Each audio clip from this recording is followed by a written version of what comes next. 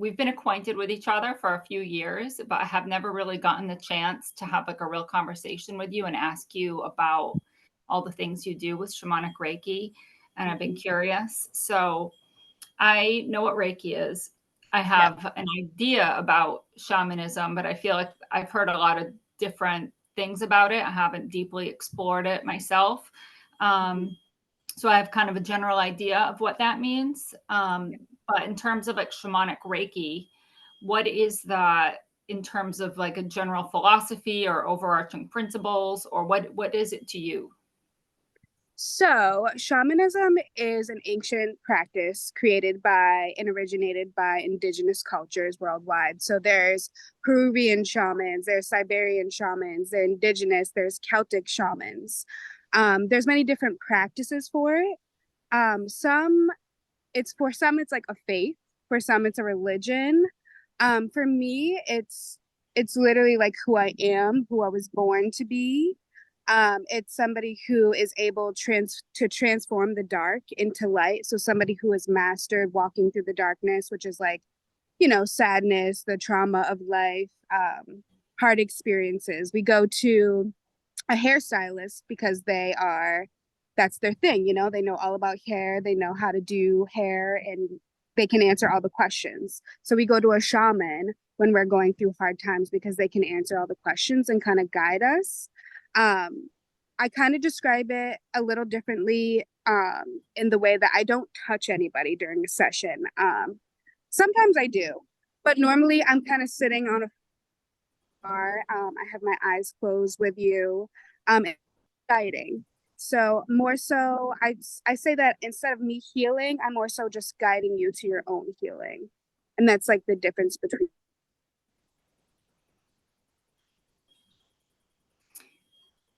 You just started to cut out a little bit. That's the difference between, I heard up to, that's the difference between what? Reiki and shamanic Reiki. Okay. And I do use a lot of the symbols like Reiki does. But instead of using the symbols, I more so will like see them as like a download if it's something that somebody needs to work on or something I need to like bring my attention to. So I use it as a guide rather than like actually like using the downloads into people. Okay. Mhm. Like, so are you actually like, my experience is the Usui method of Reiki. Is it similar to that where you're channeling the universal energy of like love and healing energy into the person? Or is it a little bit more, um, like you said, like going through the trauma? Is it more, I feel like Reiki is more, you don't even need to know what the trauma is. You're just sending the loving, healing energy, where this Mhm. sounds like a little bit more involved, maybe in the person's personal story. Yes. So I feel like it's both things. There's both things happening, but it's more like we're both doing the work. It's not just it's something that like if you go home, you should also continue to do the work. I also give tools while we're in session too.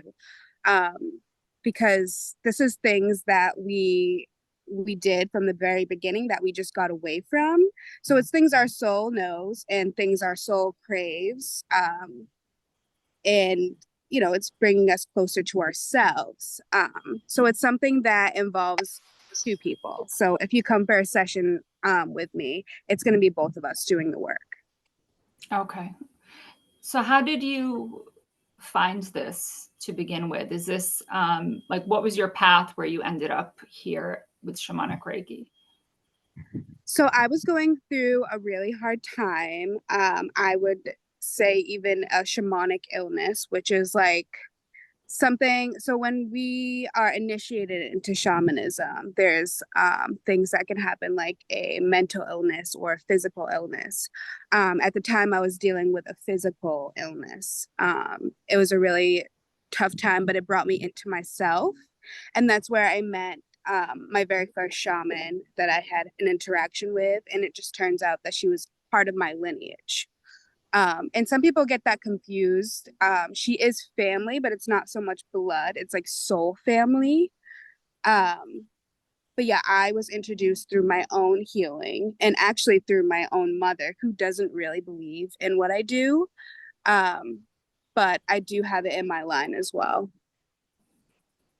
I was actually going to ask you about that because my mind's going to all different things now. But I feel like when people end up on these different healing paths, especially if they go something that doesn't feel super traditional to Western culture, it can be difficult. Not many people have families that are totally on board and, oh, great, you know? So I was curious how, if your family was accepting of what you do now, or if there was maybe some difficulty at the beginning as to the path you were going down, or those kinds of challenges that sometimes come from, religious beliefs, or how open your minded your household is. Hmm. So, my mom was open because she was the one who introduced me to the shaman. But I was raised very religious. She's religious as well. So it did take some time to kind of have a better understanding of what I did. I think at first, they thought that what I was doing was demonic in a way. Which is funny because ironically, I work for heaven. That's what I say. I work for God. I work for heaven. Um, Now it's a lot different. Now that we've had a lot more chats, it's been like 8+ years. So we've had some time to really figure out. I kind of, especially to my older generation, like my grandparents, I try to explain it in a way that won't offend them because we know we're not everybody is ready for this information or this journey, and sometimes it can be like a deer in headlights getting all this information. So I try to explain it in a way that's like comforting to them, but also comforting to me and doesn't downplay what I do. But I do understand that everybody has their own beliefs, and that took some time to kind of swallow. So to Mm-hmm. Mm-hmm. So I'm assuming, since you said demonic, you mean you come from a Christian background? yes, yep. Yeah, yeah, I do too. And I wouldn't say I have turned away from that. I think, I love the stuff that Jesus talks about. Like, I'm fully on board with a lot of that, but I think it's really hard for people, I want to say older people, but that's not even necessarily the case, to relate these things that feel different to them. I feel like, I'm sure you already know about Master Usui was trying to find how Jesus healed people, and that's how he found Reiki. Like, Hmm. so many things that are taboo from the Christian faith for the most part. And, Yeah, it's like when I'm in the crystal store and I get that, I'm like saying to people, like, God made all these crystals. Like, this yeah. isn't something I just did myself. Like, this is part of creation. So I think it's just about like tapping into God's creation and maybe looking at it in a more free, open way to connect to that in all things. Absolutely. And also with that being said too, shamanism is where all religions were originated from. So there's little bits, like you said, like there's little bits and pieces in everything that is just like good. I'm like, there's not all bad in the religious parts. And that also definitely took some time to heal. And I feel like that's tough for everybody. I actually often have a lot of people in session that when I'm talking about God or Mother Mary or the archangels, that they do get really uncomfortable. And I kind of just like step back and remind them of the connectedness and the oneness so they can feel more comfortable with that, because it is within all of us. It's what keeps us all connected. It's what the air that we breathe, the love that we feel and experience together. So it's a beautiful thing to be on this side of my spiritual journey now as a shaman, and be able to talk about God in this way and actually heal some people's religious trauma too. Yeah, I think it goes both ways, because I see the people from the more traditional Christian who have a fear of anything like metaphysical or what seems new agey. And then I have all the metaphysical new agey people in my life that have a very strong border, a very hard boundary against anything that seems biblical.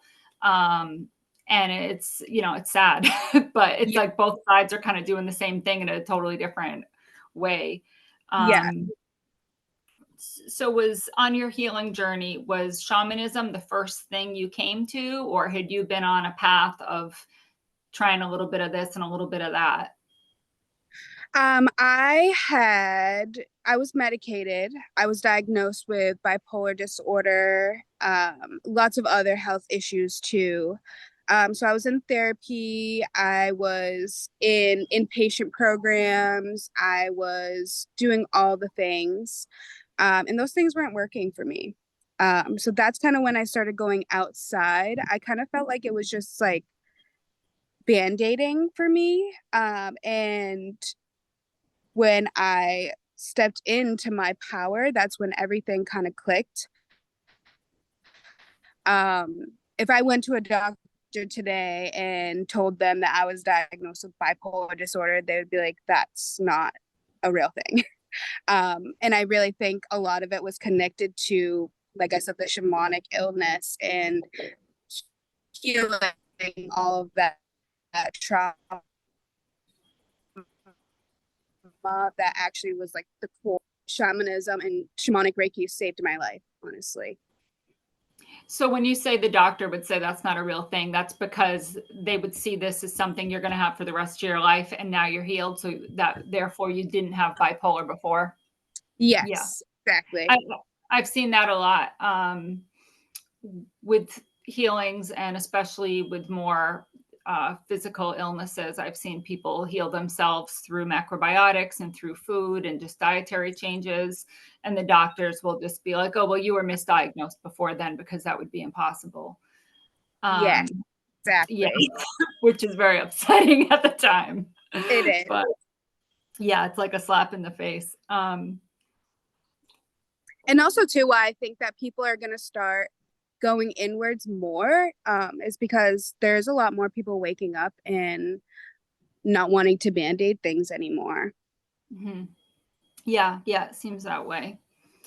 So how did you or at what point did you decide from receiving the healing and doing that work on yourself that you wanted to be the person who was the practitioner to help others go through this same thing?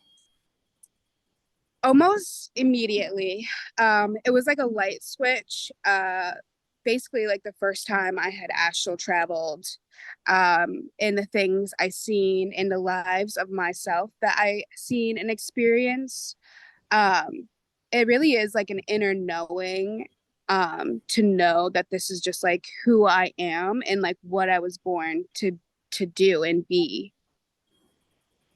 Okay.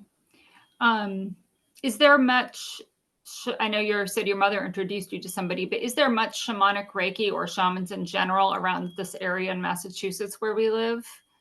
I feel like Um, it's not something I see a lot of.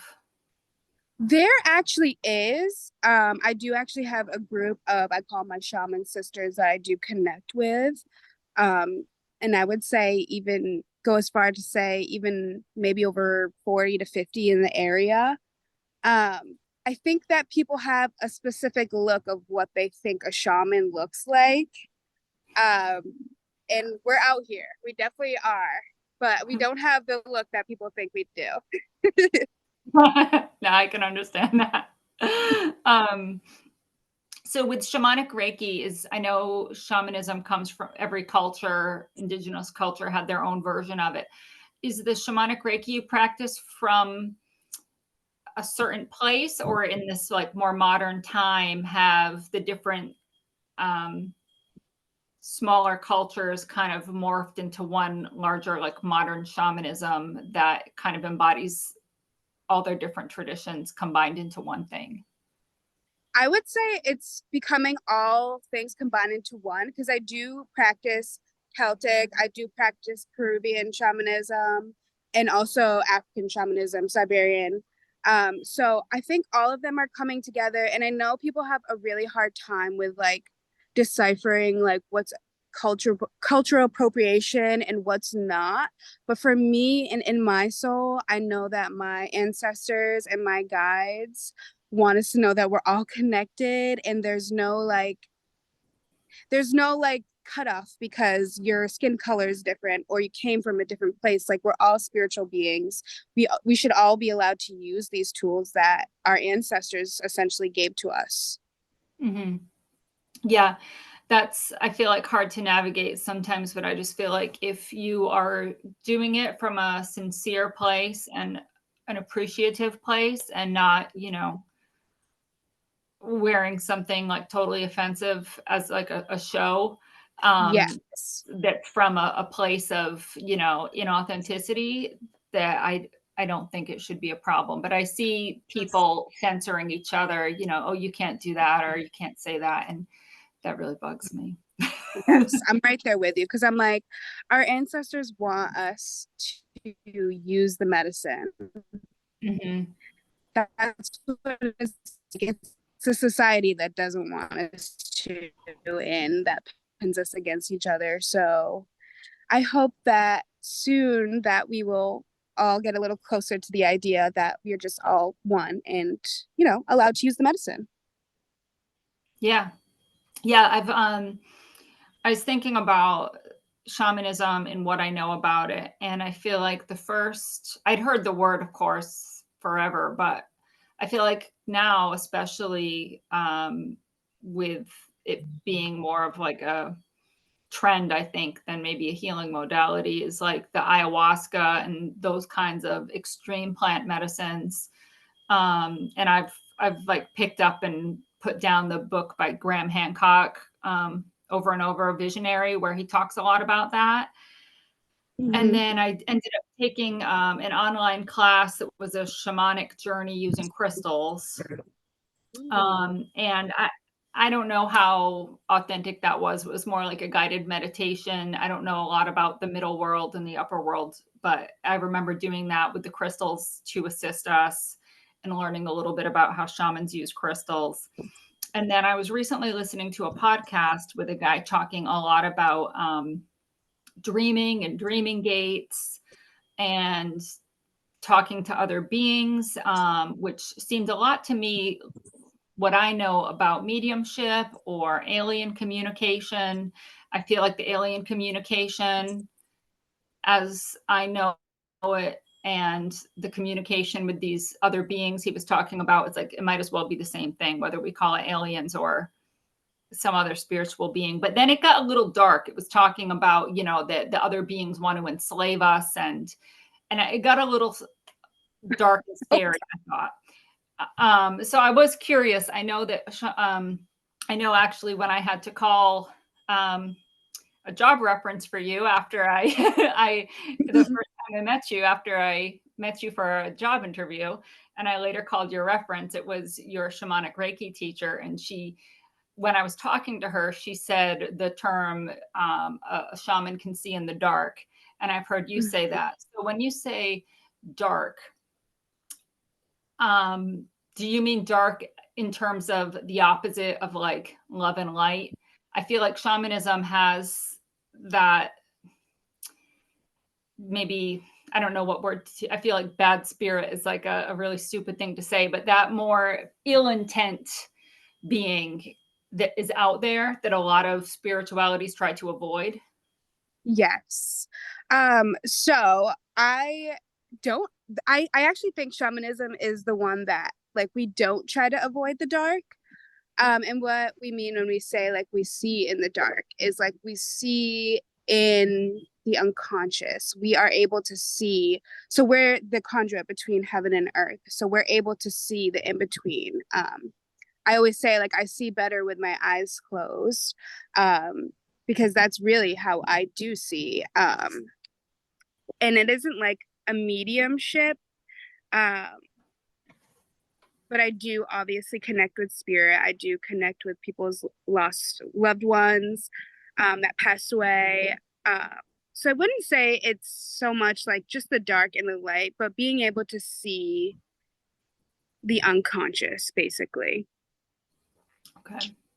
It's not just seeing the dark. And yes, I've done things like exorcisms. I've done clearings in the like where the conjuring house is. So I have been in dark spaces, but it's not just that we see the darkness, it's that we see both sides.